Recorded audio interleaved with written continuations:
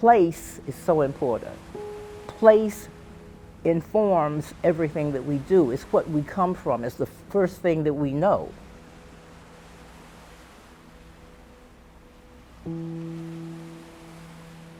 So with that in mind, the Sea Islands, which is what there's a string of Sea Islands all the way from, I think, North Carolina to Florida. So the Sea Islands are important to us because this is where our ancestors came. The enslaved people came through Charleston. They came through all these ports. There are estuaries all up and down the coast. And even after slavery was outlawed, they brought in what they call contraband. So there were places all here. I live on St. Simon's Island. I live on one of the Sea Islands.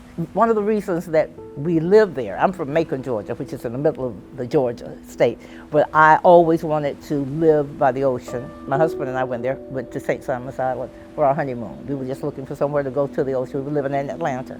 And when I drove across, there was a two-lane drawbridge. But when we went across it, before it was at night, it was raining.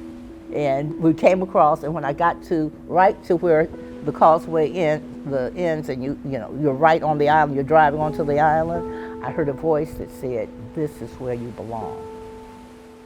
I am a little creepy. I do write a little bit about ghosts and spirits and all of that. But I'd never had any kind of experience happen to me like that.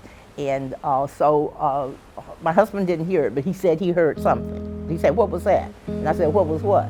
Because I didn't want to be the first one to say it. And he says, I don't know. And I said, so I started quizzing him. I said, "Was it music?" He said, "No, the music's off."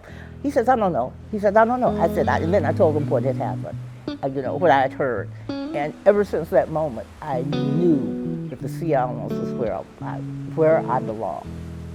This is meaningful for Black people. This is meaningful that we can go back and and see where we came from. We may not be able to say exactly who that person was, who married that other person who then went on to create my family. But we can come back to this space and say, this is ours.